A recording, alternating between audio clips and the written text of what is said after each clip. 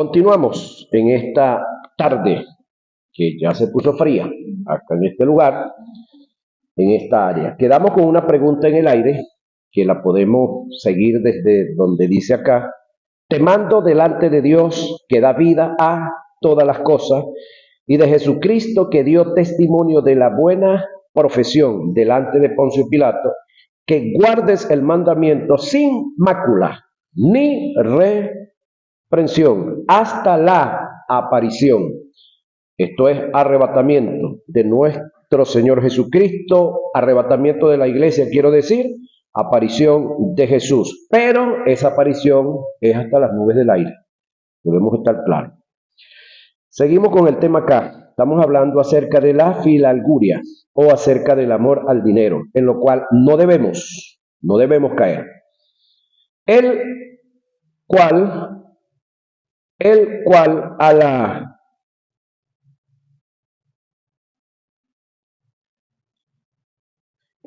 a su tiempo mostrará.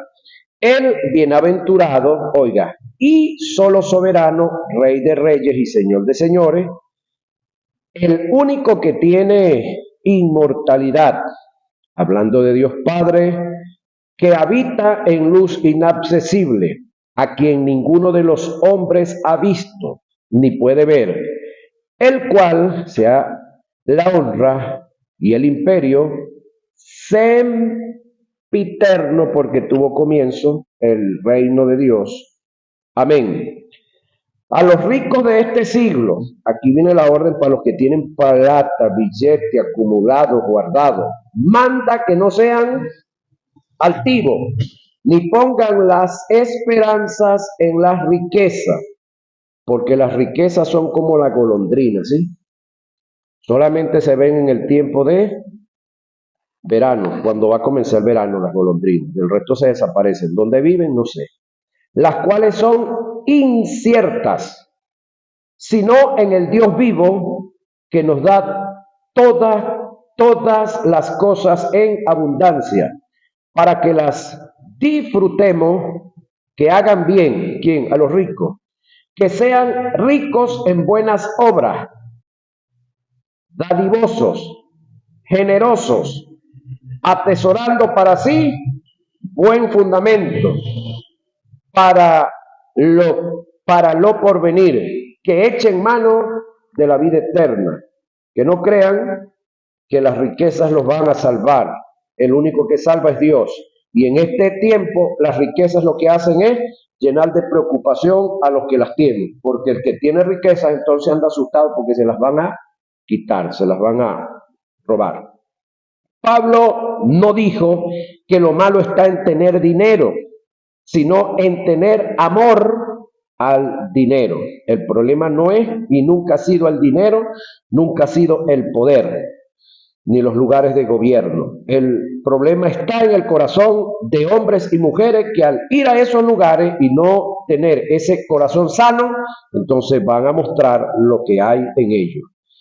Tengan presente que toda persona que se mueva en filalguria, lleno de perversidad y lujuria, a causa del dinero, su crecimiento, su estado financiero quedará interceptado, es decir, para efectos de Dios, por la providencia divina, por causa de cercenar la posibilidad de recibir de Dios los más grandes recursos financieros.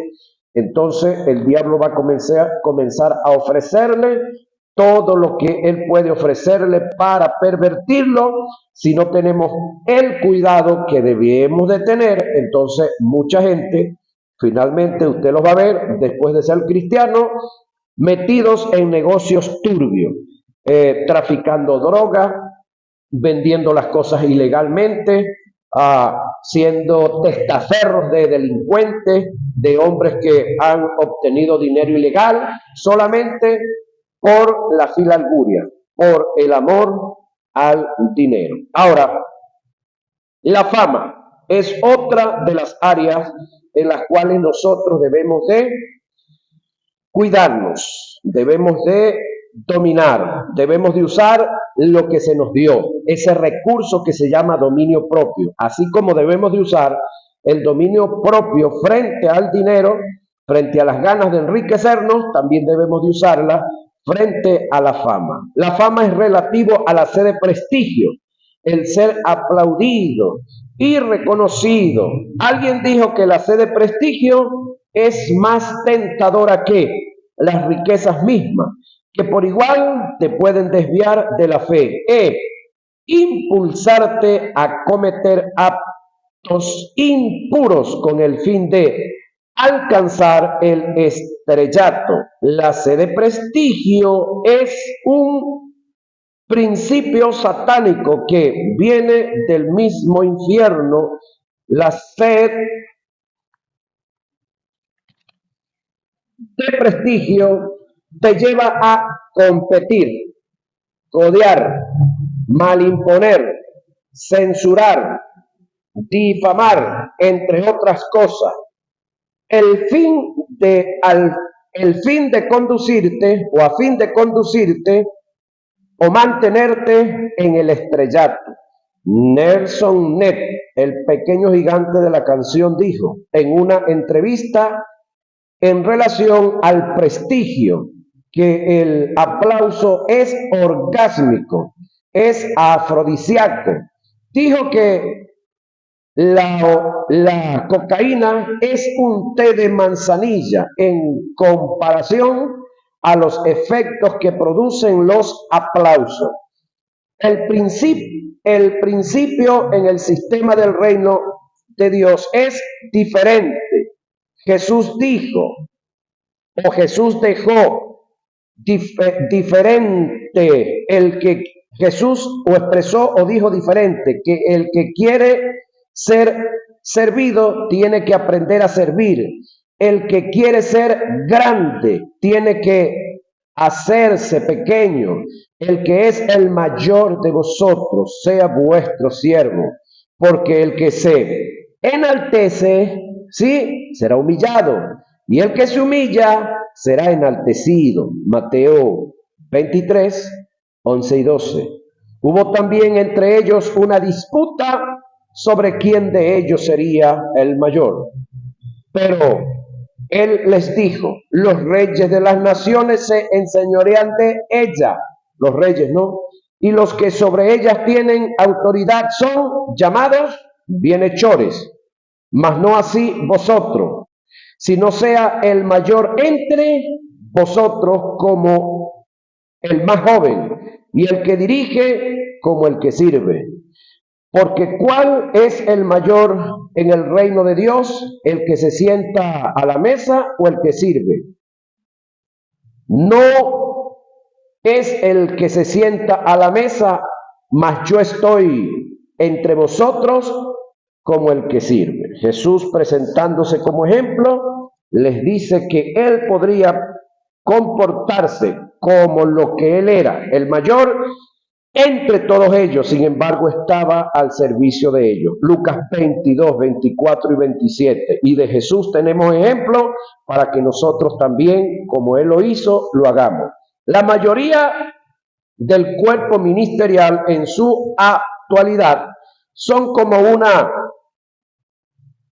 maceta de ajo, perdón. Todos quieren ser cabeza. Esto está pasando en muchos sitios por ahí. Reitero esto. La mayoría del cuerpo ministerial en su actualidad son como una maceta de ajo. Todos quieren ser cabeza. Nadie quiere estar al servicio de otro. La proliferación de apóstoles en nuestros tiempos ha surgido semana del sed de prestigio o ha salido por causa de la sed de prestigio. Nadie se quiere quedar atrás. El culto a la personalidad es idolatría y es abominación ante los ojos de Dios. Nunca se le olvide esta verdad.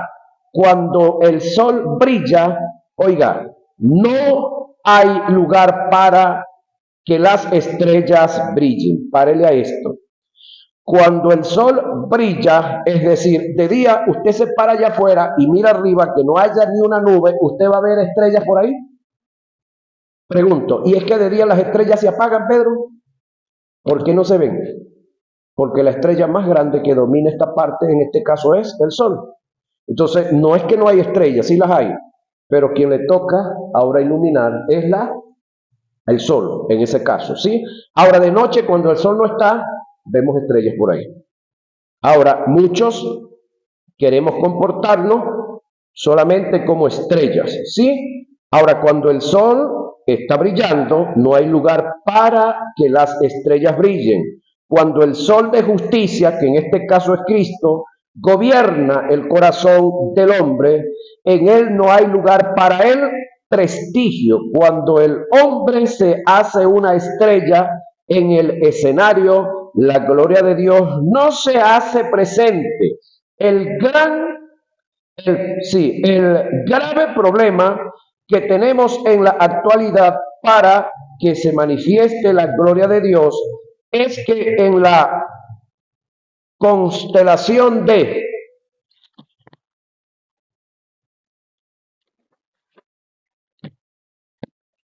nuestras congregaciones tenemos muchas estrellas brillando con su propia luz.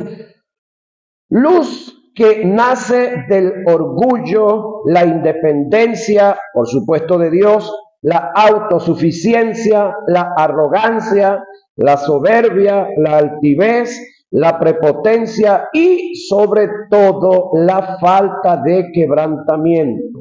Necesitamos pastores y necesitamos líderes y creyentes que amen a Dios más que a sus éxitos personales, más que a sus éxitos personales. Reitero, la sede de prestigio, es una influencia satánica que procede del mismo infierno. Por esta causa podemos ver el contraste que se dio en Jesús en comparación a Satanás. Satanás, sin ser Dios, quiso ser igual a Dios. Jesús, siendo Dios, no estimó el ser igual a Dios. Haya pues en vosotros este sentir que hubo también en Cristo Jesús, el cual, siendo en forma de Dios, no estimó el ser igual a Dios como cosa a que aferrarse. Y este es el llamado que tenemos y que se nos está haciendo. La base bíblica está en Filipenses 2, 5 y 6. En relación a esto, el Señor me dijo, trabaja desde la sombra, en el anonimato, deja que sea yo quien te suba al escenario, te levante el telón y prenda las luces. El poder o el deseo de controlar y estar sobre otros, eso tiene que ver con la sede de prestigio. Otro de los detalles en los cuales debemos de cuidarnos, señoras y señores, es en el placer sexual. Cualquier tipo de fornicación, entendiendo que fornicación es el término porneia, que significa todo acto sexual ilícito delante de Dios, aún dentro del matrimonio. La fornicación en relación a la pornografía. La pornografía ingresa al mundo del individuo o pasivamente en pequeñas porciones hasta volverlo adicto, dependiente de ella. La pornografía mina y debilita la conciencia, es el más grande hurtador de nuestras épocas, ya que saquea el buen carácter hasta llevarlo a ser anormal, depravado y feo. La pornografía es como un oasis, un mundo de fantasía, una oferta vacía, hueca. Es como un abismo, un hoyo sin fondo, de donde muchas veces sus víctimas no pueden salir. La pornografía es como el gran monstruo que creó aquel gran científico llamado Frankenstein, cuyo monstruo mató a su creador. Es una fuerza que se revierte en contra de su hacedor, causando en la mayoría de los casos la destrucción total. La pornografía lleva a sus víctimas en forma intensiva en adicción a la indecencia, la degradación, la perversidad, a la inmoralidad y al sodomasoquismo, degradando la vida de los hombres, destruyendo sus familias, finanzas, salud, trabajos, ministerios, el propósito de Dios, entre otras cosas. Toma en cuenta esta verdad en la única área en relación a la tentación que no estaremos altamente preparados para resistirla.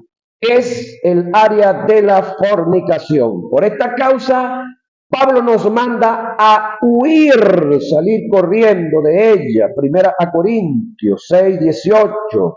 José el amado salió ileso de la tentación en el área de la fornicación porque huyó de ella. Para ser libre de las garras de la tentación, en el área de la fornicación no se necesita la fuerza de Sansón, sino la velocidad de José. Sansón con todas sus fuerzas no pudo con la fornicación. José con su velocidad fue libre de ella, aunque lo metieron preso después injustamente, pero Dios lo libró. En conclusión al tópico, el tener dominio sobre estas cosas es producto de tener un carácter formado en línea con los principios del reino de Dios. Un hombre con el carácter ajustado a las demandas de Dios siempre tendrá sentido de conveniencia, tomando decisiones sabias, evitando que la vida se le desmorone. Él sabe que eso que le conviene, él sabe que es lo que le conviene y por tal sentido vive una vida sobre las tentaciones y las ofertas de la vida. Pablo tuvo siempre un sentido de conveniencia y esto lo llevó a ser un triunfador en la vida. Él dijo: todas las cosas me son lícitas, mas no todas convienen. Todas las cosas me son lícitas, mas yo no me dejaré dominar de ninguna. Primera a Corintios 6, 12 y 13. Todo me es lícito, pero no todo conviene. Todo me es lícito, pero no todo edifica. Primera a Corintios 10, 23.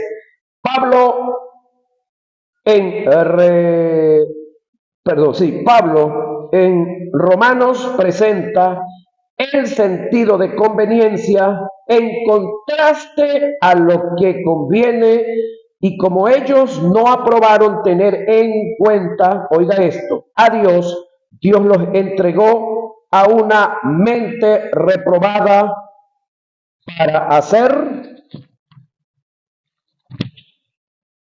ya va a ver lo que hicieron, ¿sí? Cosas que no convienen, estando atestados de toda injusticia, fornicación, perversidad, avaricia, maldad, llenos de envidia, homicidio, contiendas, engaños y malignidades, murmuradores, detractores, aborrecedores de Dios, injuriosos, soberbios, altivos, inventadores de males, desobedientes a los padres, necios, desleales, sin afecto fraternal, implacables, sin misericordia, quienes habiendo entendido, oiga esto que viene aquí, el juicio de Dios, que los que practican tales cosas son dignos de muerte, no solo las hacen, sino que también se complacen con los que las practican. Esto usted lo lee y lo registra en Romanos capítulo 1, verso 28 al 32. Me habla de una cantidad de cosas que personas conocedores de la verdad, conocedores de Dios, decidieron hacer, determinaron hacer y se enredaron la vida. Ahora, si usted analiza ahorita la vida de la nación que Dios escogió como ejemplo de todas las naciones del mundo, hermano querido, es preferible y es deseable no pertenecer a esa nación ahorita, ¿sí? Que es la amada por Dios, porque indiscutiblemente Dios la sigue amando y nosotros tenemos que amarla, nación de Israel.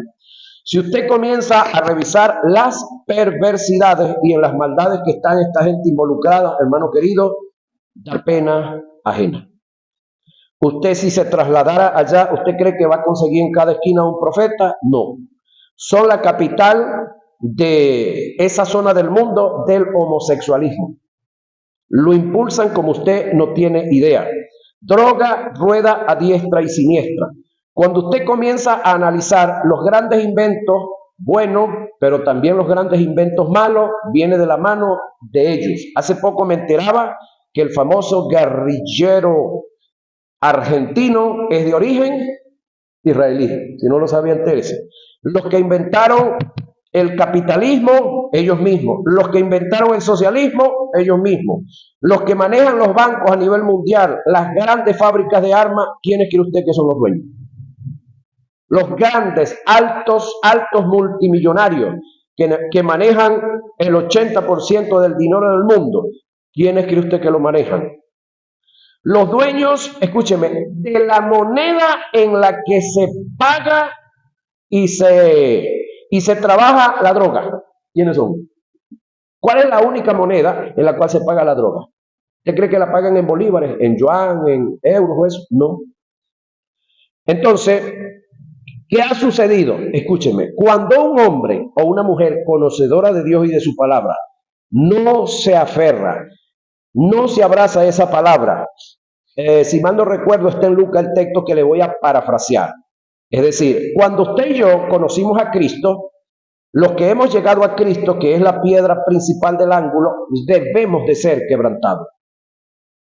Pero los que no aceptemos el ser quebrantados en Cristo, entonces esa roca va a caer sobre nosotros y nos va a desmenuzar. Porque Cristo no quebranta a nadie. Soy yo el que me quebranto. Soy yo el que me cedo. Soy yo el que me entrego. Solamente Él prepara el escenario para que yo entregue la vida. Pero cuando yo me niego, cuando yo no cedo, cuando yo no entrego la vida, entonces me arrastro en lo otro, en lo opuesto. Y pasa a darse lo que Romanos capítulo 1, verso 28 al 32 habla de este grupo de hombres, de los cuales el escritor habla que fueron entregados a todo este tipo de bajeza por causa de sus decisiones personales. David el rey tuvo sentido de conveniencia, con todo y que David estaba en otro sacerdocio, en otra posición espiritual diferente a las nuestras.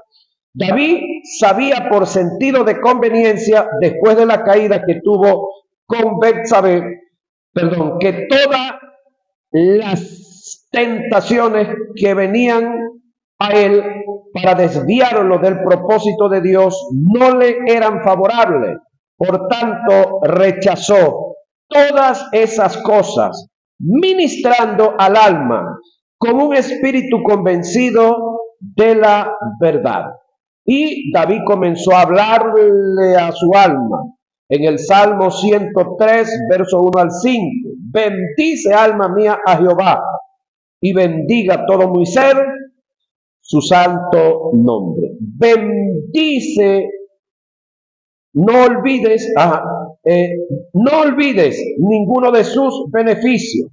Él es quien perdona todas tus iniquidades, el que sana todas tus dolencias, le decía David a su alma, el que rescata del hoyo tu vida, el que te corona de favores y misericordia, el que sacia de bien tu boca, es decir, el que te da de comer, de modo que te rejuvenezcas como el águila. El Salmo 103, 1 al 5. David con un espíritu muerto, sí, en cuanto a vida eterna, le ministró a un alma que estaba latente. Nosotros con un espíritu lleno de vida y de vida eterna de Dios, no dejemos dominar, no nos dejemos dominar por un alma que está entronada y viciada por no ser perfeccionada o santificada por Dios. Pablo habla y trata del suicidio del alma cuando dijo, con Cristo estoy juntamente crucificado y ya no vivo yo, mas vive Cristo en mí. Y lo que ahora vivo en la carne, lo vivo en la fe del Hijo de Dios, el cual me amó y se entregó a sí mismo por mí. Eso está registrado en Gálatas 2:20. Ojalá todos pudiéramos ministrarnos, ojalá todos nos propusiéramos ministrarnos, así como estos hombres se propusieron ministrarse a sí mismos. Bajo un sentido de conveniencia, Pablo le insta a Timoteo que se ejercite para la piedad. Si esto enseñas a los hermanos, serás buen ministro de Jesucristo, nutrido con la palabra de fe y de buena doctrina, que has seguido, desecha las fábulas profanas y de viejas, ejercítate para la piedad. Primera Timoteo 4, 6, 7. El término ejercítate es un verbo derivado del término en griego gimnasio. Etimológicamente, el texto en el griego le da un sentido más amplio, por lo cual Pablo lo que le dijo a Timoteo fue, entrena tu alma en forma integral, con vista a la piedad, para que puedas tener sentido de conveniencia y puedas discernir entre el bien y el mal, engruesa y fortalece los músculos de la santidad, para que ante las tentaciones del mal y las ofertas engañosas de la vida pueda ser resistente, teniendo sentido de conveniencia, desarrollando el dominio propio, pasando a ser cabal en el reino, y Dios pueda llevar a cabo en ti su propósito. El simple hecho de entender que lo que me ofrece el mundo o el tentador destruye el propósito de Dios en mí y con él las demás cosas, es suficiente para tener un sentido de conveniencia y accionar en el dominio propio y no optar por estas cosas y decidir por aquello que le agrada a Dios y me mantiene en su propósito, siendo de bendición para mi vida. He sido testigo de hombres de Dios que no tuvieron un sentido de conveniencia y por tal causa no tuvieron dominio propio. La vanagloria de la vida, igual decir la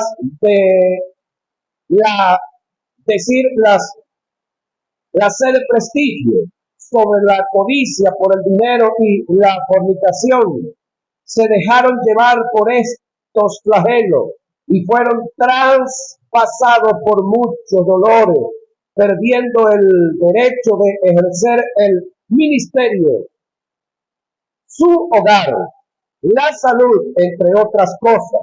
Alguien dijo, dale dinero y fama al que nunca tuvo y sabrás quién es. Dale poder al que no tiene y lo conocerás. Mejor cuando a alguien recibe de Dios poder, dinero, fama y prestigio y se mantiene en los principios del reino, siempre será aprobado por Dios para seguir recibiendo de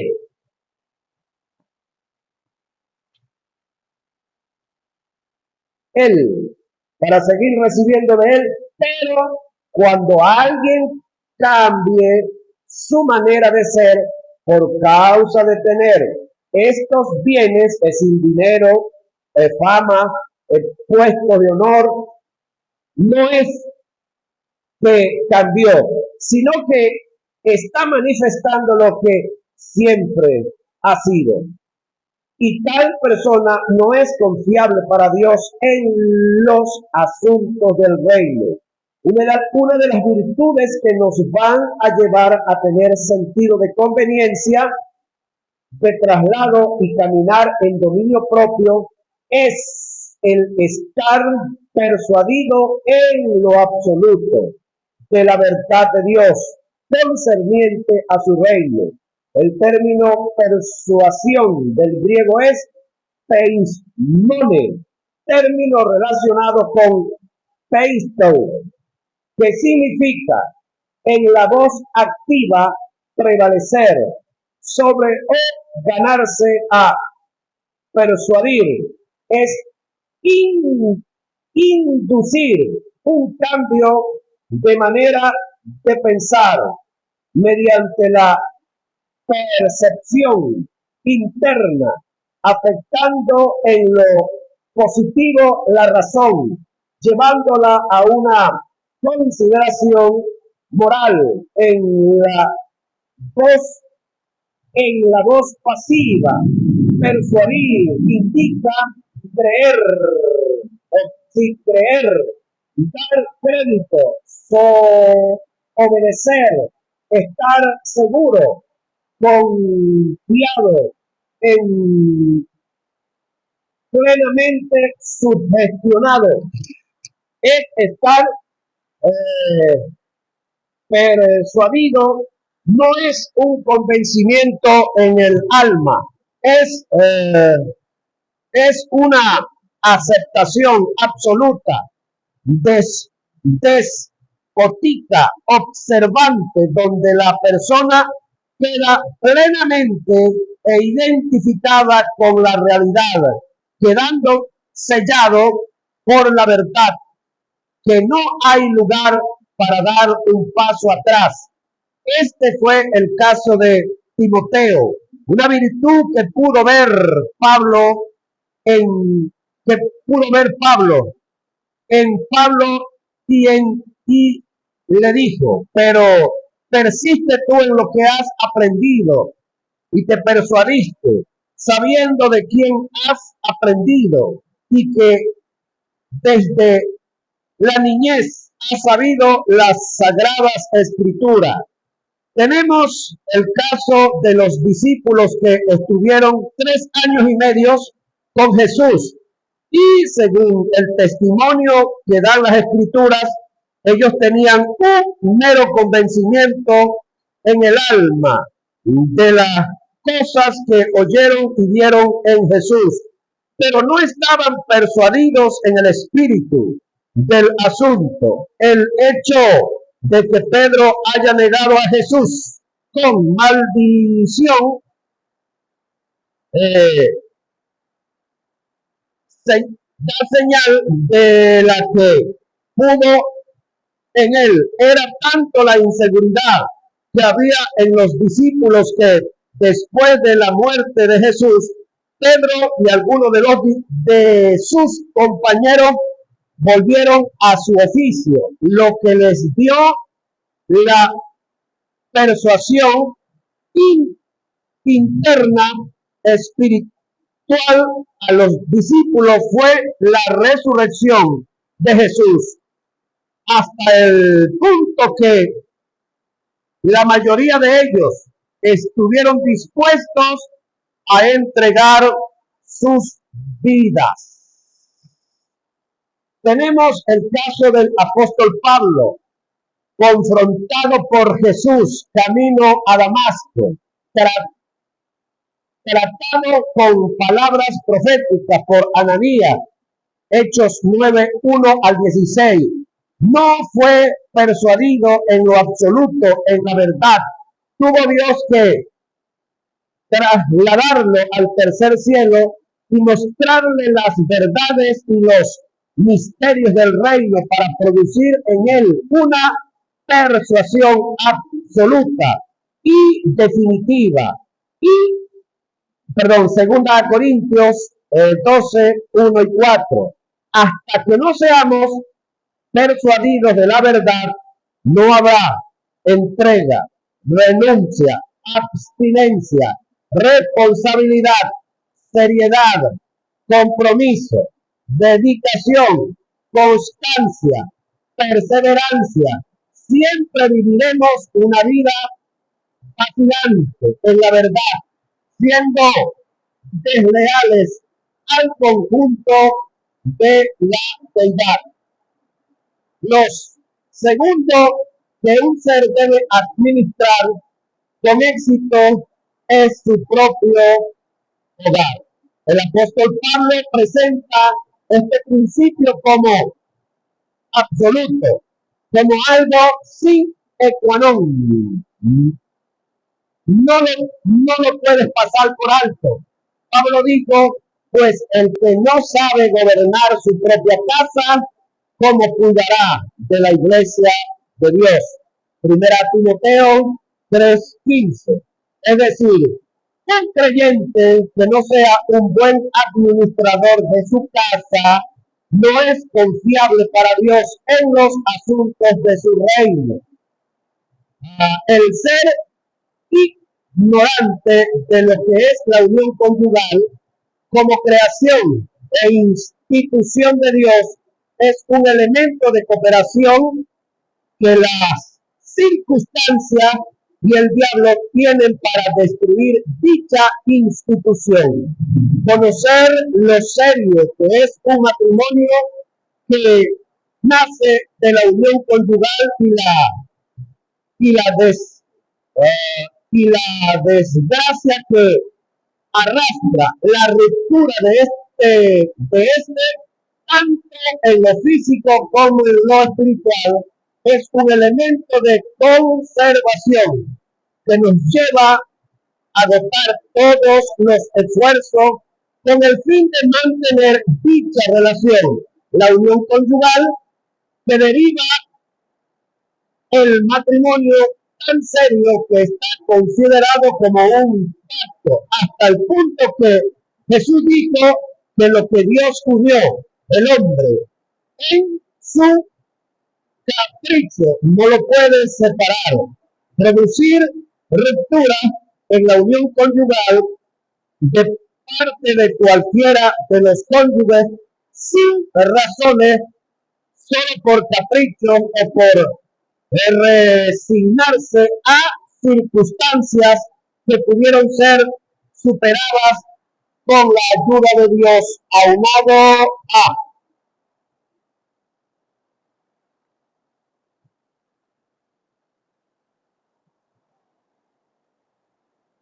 nuestro esfuerzo, trae una serie de consecuencias negativas que, por ende, redundan en perjuicio en la vida de ambos cónyuges, aunque uno de ellos sea inocente del caso. Perjuicios que atentan en contra de los principios éticos y morales, en contra del área financiera, en algunos casos en contra de la crianza de los hijos, en su mayoría en la etapa de la niñez, criándose como huérfanos o bastardos sin afecto, sin amor, inseguros por la ausencia de la figura materna o paterna en su adolescencia, trayendo trastornos psicológicos, desajustes en algún caso en lo sentimental, social y moral, conduciendo a un mundo de mentiras y de engaño, ruptura que en su defecto para mayor gravedad afectan nuestra comunión con Dios como el creador de dicha institución. ¿Sí? Ok. estamos en la página 28. Clase 4, nos falta un minuto solamente. No lo vamos a suspender por lluvia, pero creo que ya estamos bastante adelantados.